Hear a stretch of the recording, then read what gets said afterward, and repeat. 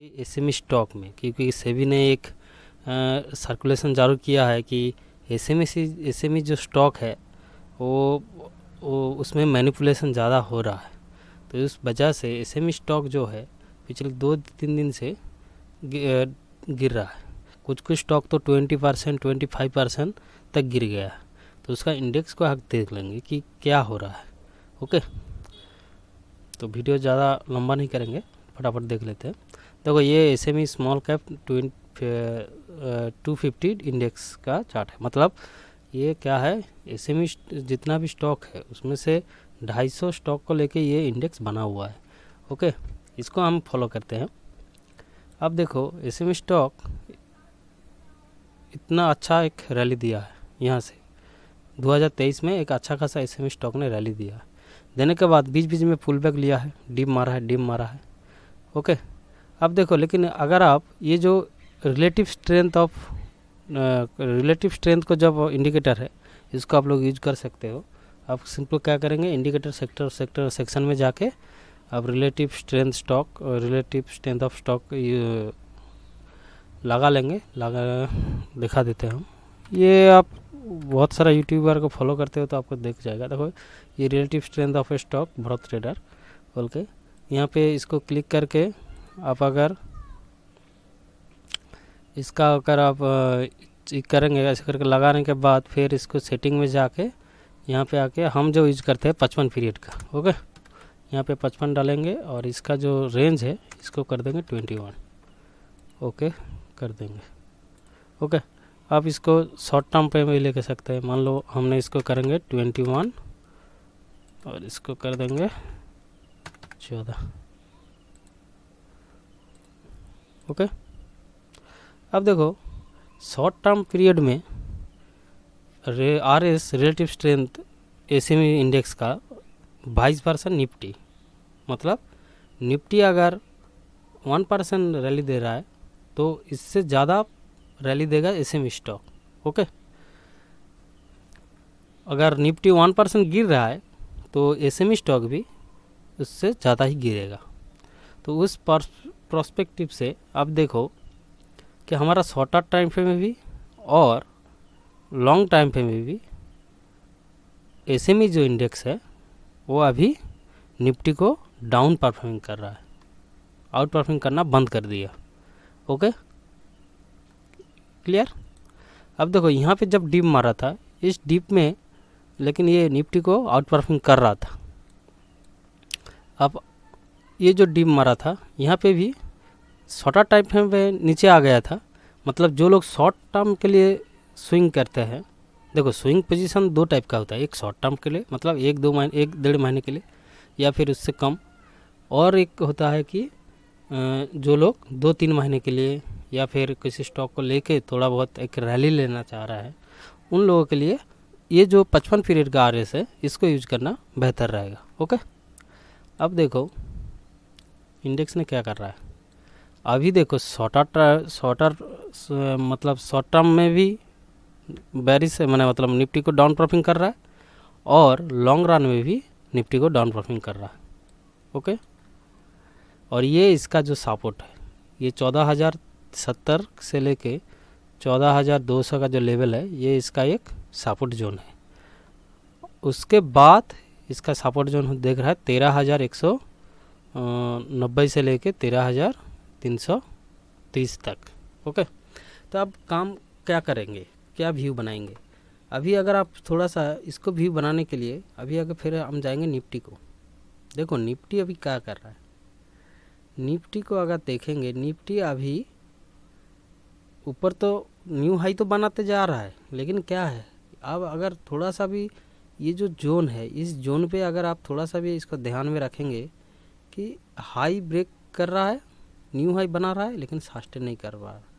इस जोन से लेके ये जोन आप देखो, यहाँ पे न्यू हाई बनाया था, सस्टेन नहीं कर पाया, नीचे गिर गया। फिर न्यू हाई बनाया, सस्टेन नहीं कर पाया, नीचे गिर गया। इसका मतलब क्या है, पहले जो बुल तेजी था, अभी बुल का उतना तेजी हम लोग नहीं देख रहा है मार्केट में। Okay, clear.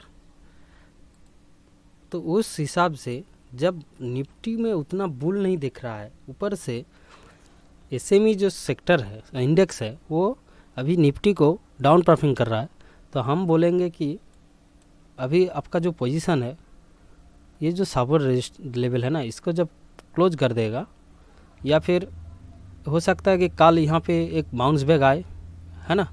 जब भी कोई इंडेक्स या फिर निफ्टी हो या फिर कोई स्टॉक हो, जब गिरता है ना, तो गिरने के बाद वो एक थोड़ा सा होल्ड करेगा, उसी होल्ड में जो बड़ा पार्टी है वो निकल जाता है, लेकिन रिटेलर निकल नहीं पाता है। फिर क्या करता है वो लोग, होप कि इस बार नया होगा, इस बार नया कुछ अलग होगा।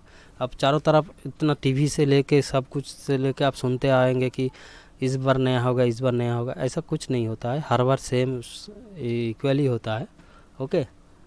और एसएमई स्टॉक, ये सब स्टॉक जब भी निफ्टी थोड़ा सा लुढ़क जाता है, तो ये सब स्टॉक का गिरने का चांसेस ज़्यादा रहता है, क्योंकि ये सब नया नया कंपनी है, पहली बात। दूसरी बात, ये सब कंपनी को मैनिपुलेट करना भी आसान है। सेबी ने ठीक ही कहा है, ये सब कंपनी में क्या है, लिक्विडिटी बहुत कम होता है, इसीलिए क्या होता है, एक बड़ा पैसा फंड लेके इसको मैनिपुलेट करना आसान होता है।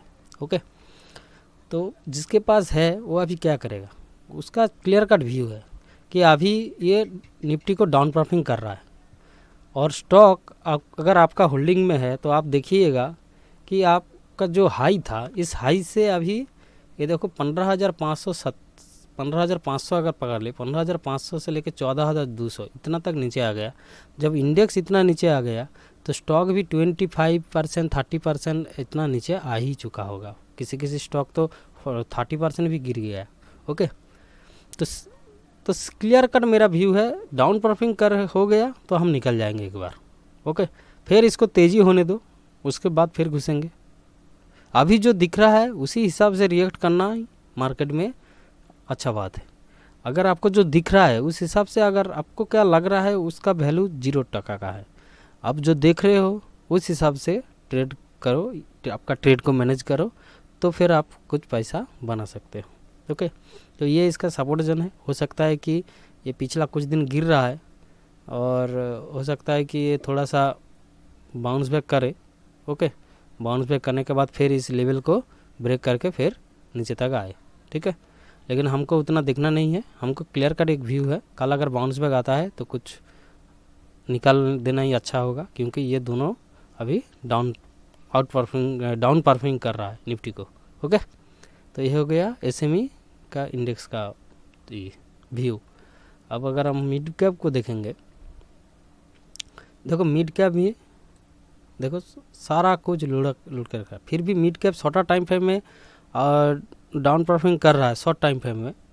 ठीक है। लेकिन लॉन्ग टाइम फ्रेम में फिर भी इसमें थोड़ा सा जान है, लेकिन हमको नहीं लग रहा है कि जब तक निफ्टी का अच्छा परफॉर्मेंस करेगा तब तक ये उतना खास कुछ करेगा। तो इसमें अभी भी आपका पोजीशन होल्ड कर सकते हो। जैसे ही इसको नीचे आ जाएगा तो आप ये भी रेड हो जाएगा, तब आप निकल सकते हो। ओके। निफ्टी को देख लेते हैं।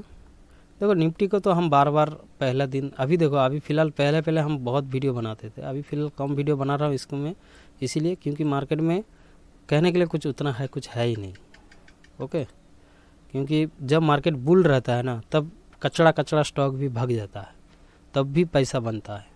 लेकिन जब मार्केट थोड़ा सा लुढ़क जाता है ना, तब क्या होता है, मार्केट में वोलेटिलिटी आ जाता है। तो मार्केट से काम करना है तो कुछ कम पैसा से काम करो, या तो फिर मार्केट से दूर रह जाओ। ओके।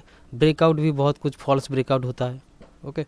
फॉल्स ब्रेकआउट का चांस ज़्यादा से ज़्यादा आप देखिएगा कि जब मार्केट वोलेटाइल होता है या फिर मार्केट उतना खास कुछ करता नहीं है, तब फॉल्स ब्रेकआउट होता है। बुल मार्केट में ब्रेकआउट का होने का चांसेस सबसे ज़्यादा होता है। अच्छा, निफ्टी को थोड़ा सा आउट परफॉर्म कर लेते हैं, एनालिसिस कर लेंगे।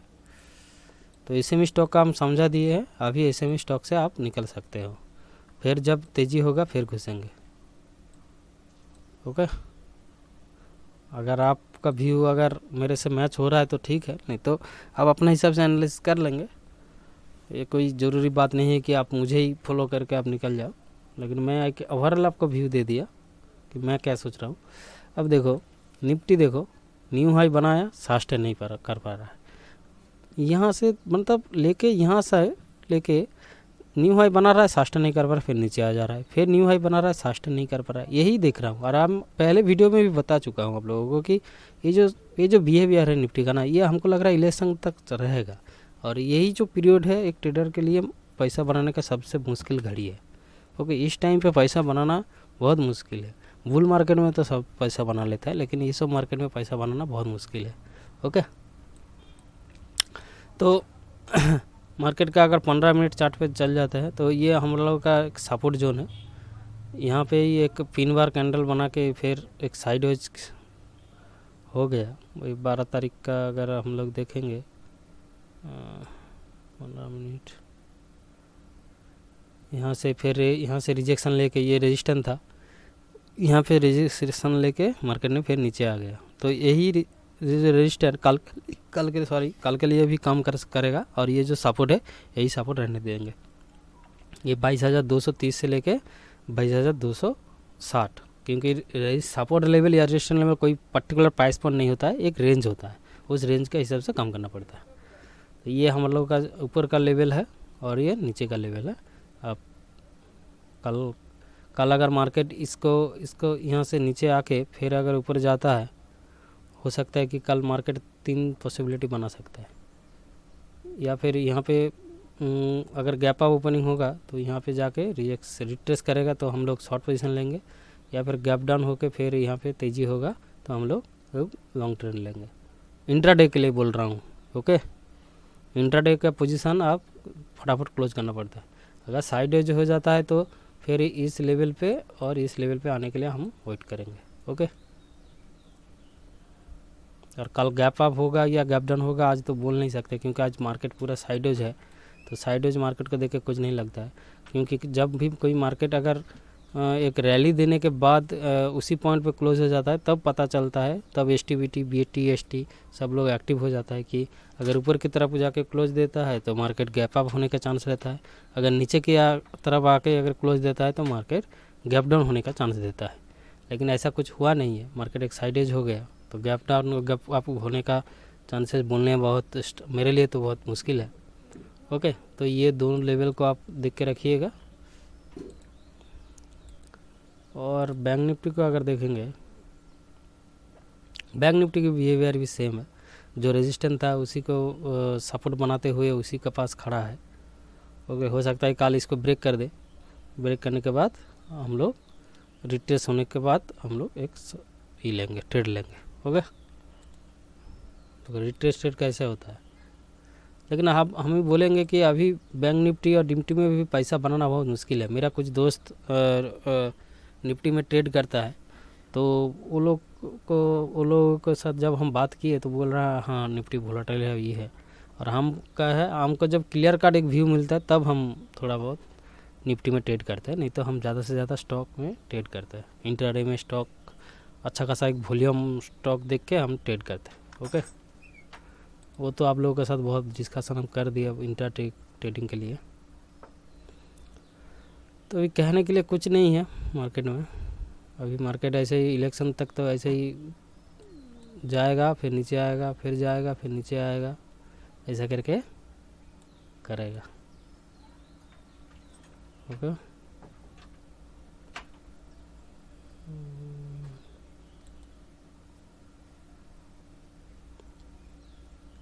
और क्या बोले, सेक्टर को अगर देख लेंगे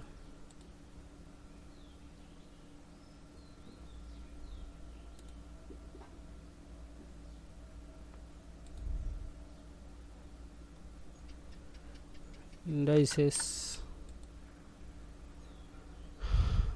अभी ऑटो सेक्टर थोड़ा सा तेज़ी होने का चांसेस है, लेकिन हमको नहीं लग रहा है। हम तो सेक्टर का एक आउट परफॉर्मिंग दिखा दिया। हम कंज्यूमर गुड और आप ये हमको लग रहा है कि हमने क्या क्या दिया था, कंज्यूमर गुड और कौन सेक्टर दिया था हमको याद नहीं आ रहा है,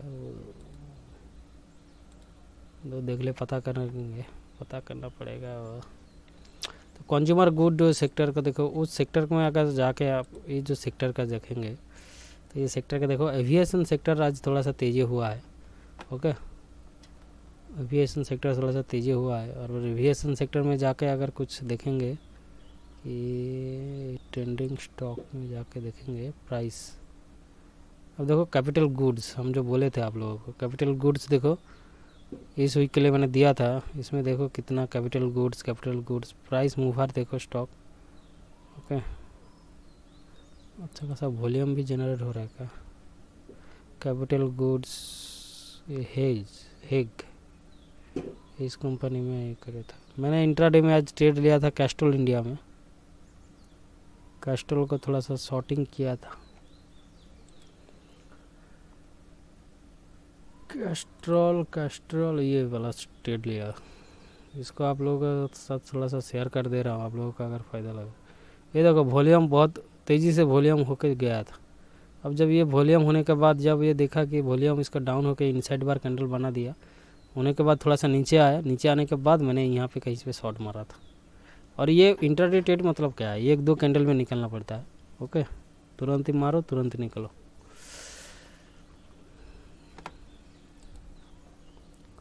ओके, तो एक क्लियर कट व्यू। अच्छा, डॉलर को हम देखेंगे, डॉलर क्या कर रहा है।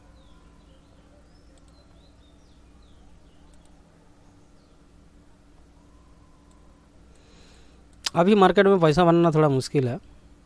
ओके, डॉलर देखो हम लोगों का जो रजिस्टर सपोर्ट लेवल था सब टूट के ये नीचे आ गया। एक्चुअली डॉलर का गिरना का मुश्किल ही है कि बाइडेन का स्पीच, बाइडेन ने बोल दिया कि इसे यूएस ने जो डेप्ट है, यूएस का डेप्ट बढ़ रहा है, फॉर इसी वजह से यूएस का अगर डेप्ट बढ़ेगा तो वो उसको तो लोन चुकाना पड़ेगा ना, तो लोन चुकाने के इंटरेस्ट भी देना पड़ेगा। तो अगर 5% इंटरेस्ट भी पकड़ ले साल में तो कितना पैसा होगा, 45 या 48 ट्रिलियन का 5% इंटरेस्ट पकड़ लीजिए कितना होगा। वो तो उतना नंबर मेरा दिमाग में भी तो नहीं आता है।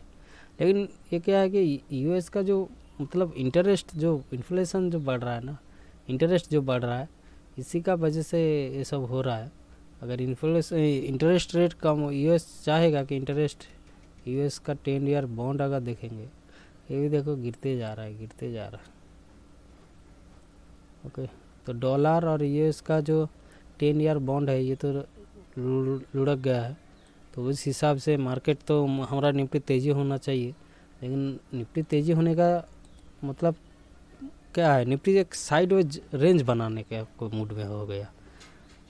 ओके, ना तेज़ी है ना मंदी है, करेक्शन आ रहा है अभी तो क्लियर कट कोई करेक्शन नहीं आ रहा है, और ऊपर जा रहा है तो कोई क्लियर कट रैली नहीं दे रहा है। ओके, तो इस पोजीशन में हम लोग चाहेंगे कि, मेरा हिसाब से हम चाहेंगे कि रैली, ऊपर का रैली देने का संभावना बहुत कम है, नीचे का जो करेक्शन है ना ये देने का सब बहुत ज़्यादा है। और ऐसा ही मार्केट हम लोग होगा कि ये थोड़ा सा नीचे आएगा फिर ऊपर चल जाएगा, फिर नीचे आएगा फिर ऊपर चल जाएगा। ये तब तक करेगा जब तक इंडिया का इलेक्शन नहीं जाएगा। अप्रैल तक पकड़ लीजिए, अप्रैल तक ये ऐसा ही करके टिपिकल कंडीशन में निपटी रहेगा। और इस टाइम पे ही पैसा को बचा कर रखना सबसे बड़ी बात है एक ट्रेडर के लिए। ओके, क्योंकि ट्रेडर का प्रॉफिट जोन है, जो प्रॉफिटेबल जर्नी है ना, वो हर बार सही नहीं होता है। मान लो अपने 12 महीना है, 12 महीना में आप देखिएगा कि वही 5-6 महीने ही आपका अच्छा पैसा बनता है जब मार्केट अच्छा तेज़ी देता है। ये हम बोल रहे हैं स्विंग ट्रेडिंग के लिए बात, ठीक है। इंट्राडे का तो बॉल गेम अलग है। इंट्राडे में तो आपको मार्केट क्या कर रहा है नहीं कर रहा है वो देखने का ज़रूरत नहीं है, आप प्राइस पे रिएक्ट करते हो। तो इंट्राडे को छोड़ के अगर हम पकड़ ले स्विंग ट्रेडिंग का, तो स्विंग ट्रेडिंग का वही महीने का 5-6 महीने ही पैसा बनता है। बाकी जो महीना है जाएगा आएगा जाएगा आएगा, इस जाएगा आएगा ये सब जो होता है ना, उस हिसाब से अगर आप कितना रख पाते हो अपना पास, वही आप एनुअल रिटर्न आपको जो हो जाता है। ओके, आई होप वीडियो आपको अच्छा लगेगा। अगर अच्छा लगे तो लाइक करिए, और इन्फॉर्मेटिव वीडियो के लिए हमारे साथ जुड़े रहिए, सब्सक्राइब करिए चैनल को। तो ठीक है, ओके।